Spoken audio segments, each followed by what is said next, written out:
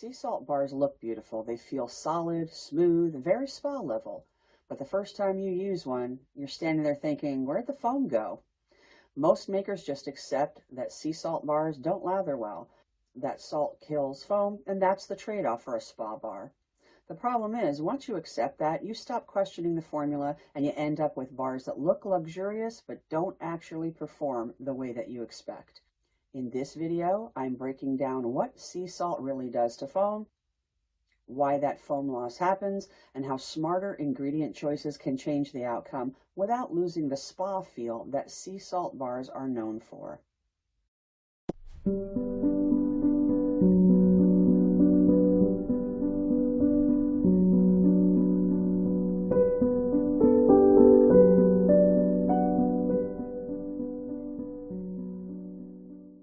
Sea salt doesn't just make soap harder or more spa-like. At high levels, it changes how soap behaves the moment it hits the water. Instead of dissolving freely, the soap molecules struggle to fully release, and when that happens, foam formation drops.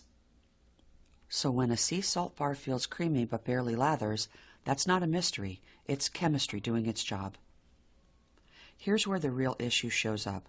When foam drops, most makers assume the bar itself is the problem, so they try to fix it by pushing the cleansing higher or tweaking random oils. But that usually leads to harsher bars, faster wear, and skin that feels tight instead of pampered. The result? A bar that looks luxurious but doesn't feel satisfying to use. That's the hidden trade-off many sea salt bars make, and why expectations quietly get lowered. The key thing to understand is this. Sea salt will always suppress foam to some degree. That part is unavoidable. But how much foam you lose, and how the bar feels because of it, comes down to formulation decisions. When the formula supports the soap system properly, you don't need to chase big bubbles to get good performance. You can still have a bar that feels creamy, balanced, and spa level without accepting flat, disappointing foam as inevitable. And that's where intentional formulation starts to matter. So now that you understand why sea salt affects foam, the goal isn't to fight it or try to force big bubbles back into the bar. The goal is to formulate intelligently around it. That means choosing ingredients that support the soap system, protect the foam that can form, and keep the bar feeling balanced instead of harsh. That's exactly what I've done with this sea salt spa bar, so let's head into the formulation so you can see how all of these choices came together in practice.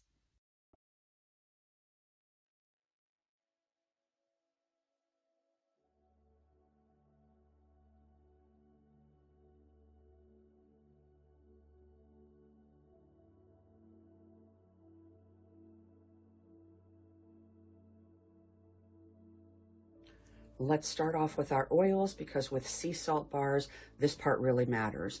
Coconut oil is going to do the heavy lifting here. Sea salt is going to suppress foam, as we just learned, so we need enough cleansing power in the base for the bar to still feel effective once the salt is added. Next, we're going to be adding some castor oil, and this is specifically for lather support. It stabilizes whatever bubbles can form so that the foam doesn't really feel completely flat.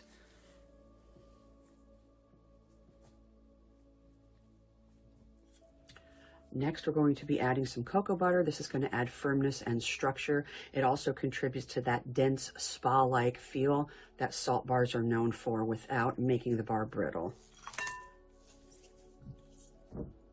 The next three oils we're using today are jojoba, avocado, and rice bran oils, and they are here to soften the wash experience. Salt bars can easily feel harsh, so these oils are going to help to balance the high cleansing and keep skin from feeling stripped. So this is the jojoba oil, followed by the avocado oil, and lastly, the rice bran oil. I'm going to go and melt these down. Be right back. While the oils and butters are melting down, let's talk about water, because this is where a lot of salt bar confusion comes from. So we already know that salt reduces the solubility of soap in water. That means the water availability matters even more in salt bars than it does in regular soap. Too little water and the batter can seize or become unworkable once the salt is added. If you use too much water, you risk excessive softness or sweating later on. This recipe is balanced, that there's enough water for proper saponification and flow, not so much that the salt destabilizes the structure. Water just isn't the carrier here, it's part of the system. You guys are going to hear me talking a lot about systems in future videos this coming year. So let's go ahead and start building our lye solution now. These next few ingredients that I'm adding are for support, performance, and longevity. So first we're going to be putting in some sugar. This is included to help boost the bubble formation and improve how the foam feels on the skin. It won't override the salt, but it does help to counteract foam loss. So we're going to put that right into our water portion. Give that a good stir until that's completely dissolved. Next, we're going to be putting in some sodium lactate, and that's going to support the hardness and helps the bars release cleanly from the molds, especially important with high salt levels. Next is going to be tetrasodium EDTA. This is our chelator. It's going to help the performance in hard water, and it helps reduce soap scum, which salt bars are especially prone to.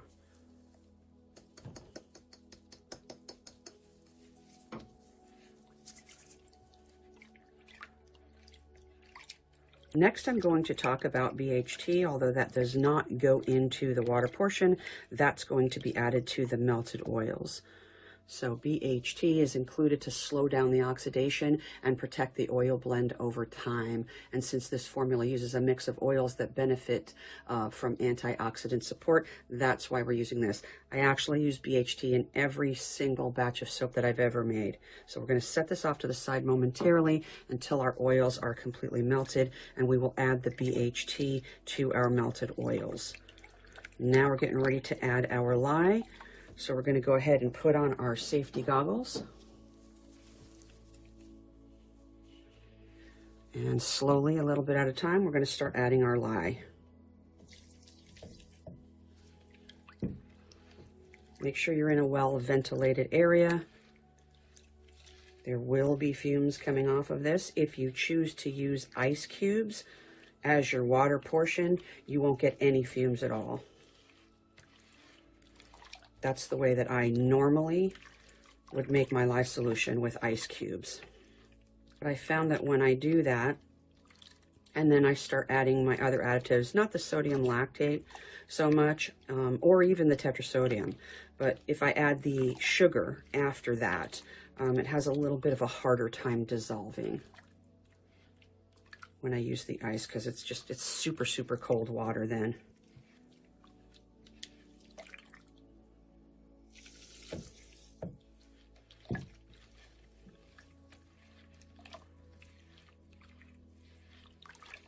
Also, you notice that I do have my PPE on. I have my sleeves and my gloves. My hair is also in a hairnet. I have a cap on. Even though I don't sell products anymore, I do give away products all the time. And so I just continually make products and manufacture everything as if I was still selling them. Really, really important that everybody have GMP, whether you're selling or not. Just get into the habit of it. I've been in the habit of it for so many years now, a couple of decades now, that it's hard for me to break that. I'm just used to putting on the gloves and then the sleeves and then the hairnet and the goggles. I'm just used to it. So just keep stirring this until this is completely dissolved. And I am going to go and check on our oils and see how they're doing. Our oils have completely melted, so we're going to go ahead and add that BHT now.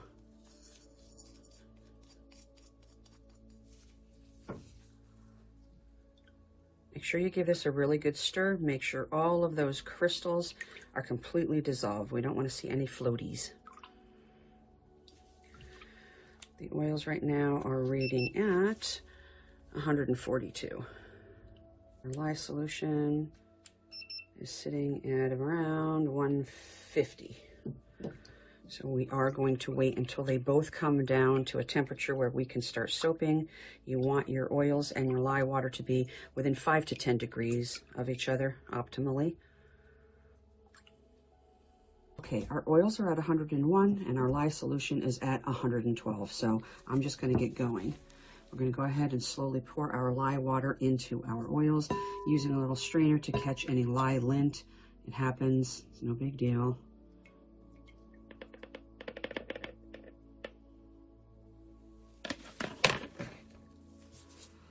All right, let's just get in here with our stick blender.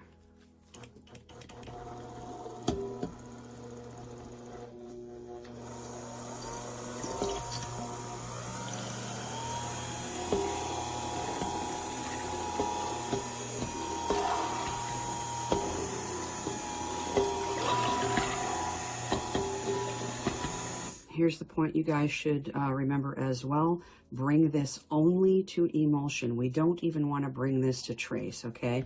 Because once that salt starts hitting this, everything's going to speed up. Just to emulsion. Meaning when you no longer see oil and water separate. And we are at emulsion now.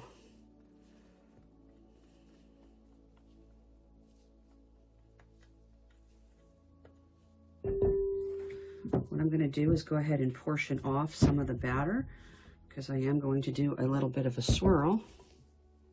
We're going to do about 12 ounces.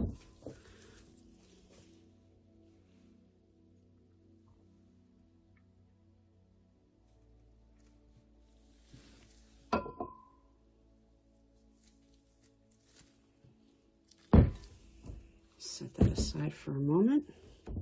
Let's go ahead and get this colored while we're waiting. So I like to push the envelope, right? So what I'm going to do is I'm going to add some lake colorant that I have pre-dispersed in some glycerin, not even oil. So the trouble with using lakes in cold process soap is they can tend to bleed. Also, reds and blues tend to morph their color. Once you stick them into your soap batter, it'll be like a little bit of a grayish color and then turn kind of purplish. But I like to push the envelope. I like to see, what if you did that?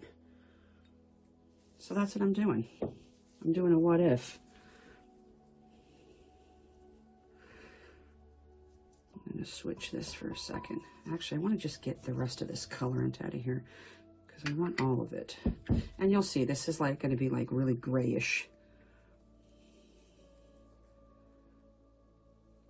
This is blue number 1, Lake, aluminum lake. It's not just for bath bombs.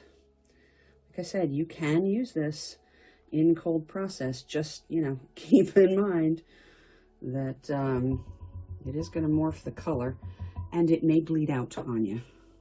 So keep that in mind. All right, let's give this a good mix. We'll get a nice, good gray color. It won't be gray in the finished soap. All right. I am not going to be scenting this portion, by the way. I normally don't scent my colored portions when I'm doing some type of a swirl. And this is pretty ambitious because once I get that salt in my main batch, it's going to be pretty hard to even do a swirl. So I'm being extremely ambitious. But like I said, I like to push the envelope. What if you did this or that? What's going to happen? All right, let's put you aside. I'm not going to, I do have some black sea salt here. I don't know if you guys can see this.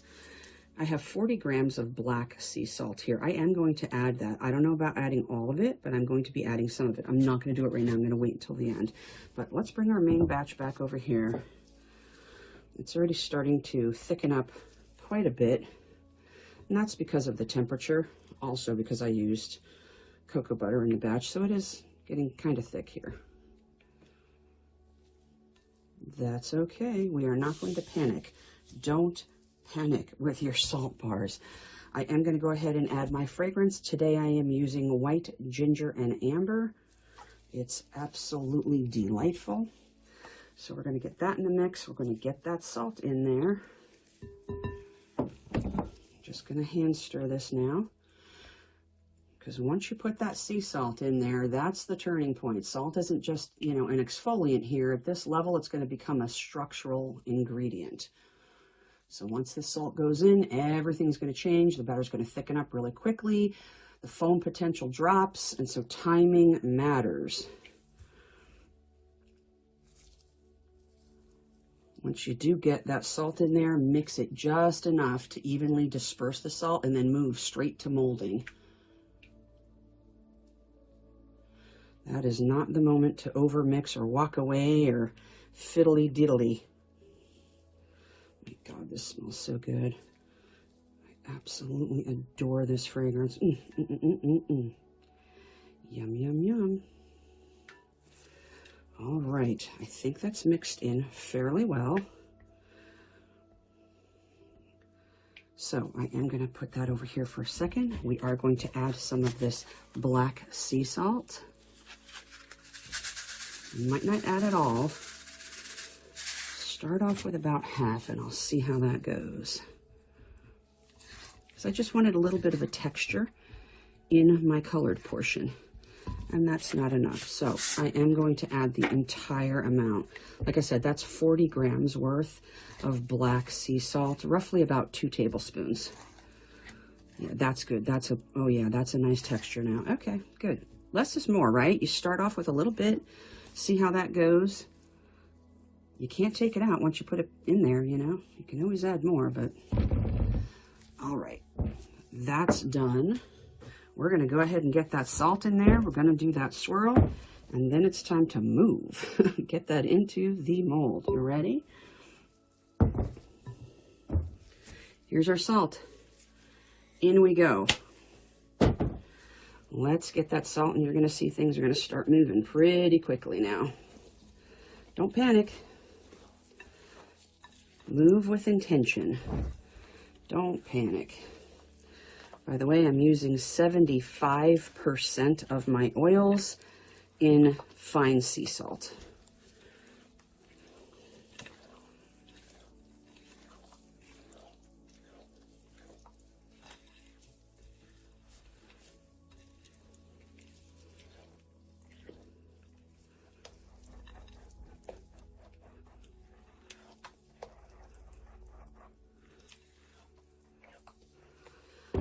All right, got the salt mixed in relatively well. Now we're going to go ahead and get this drop swirl in. I'm going to go as high up as I can.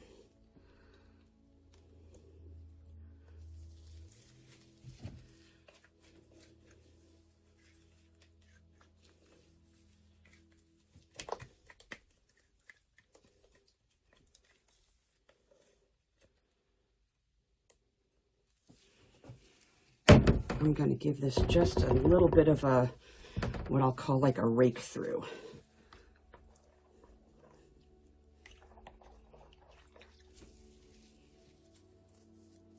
All right, you can see that I'm moving a little bit faster, but again, I'm not panicking. These bars are going to go straight into individual cavity molds.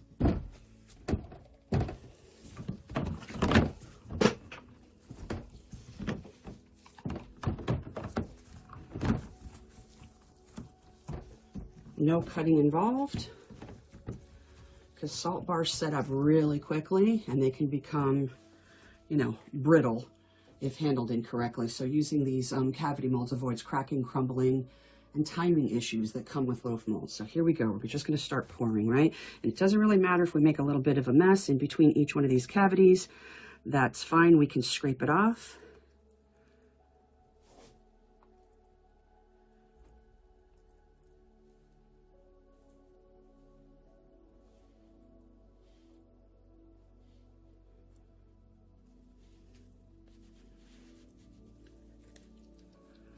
Now you'll notice I have a lot more molds sitting here than I need, which is fine.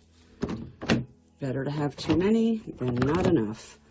All right, let's just get these all into each cavity. Oh, I love the contrast of this black sea salt. That was a very good decision.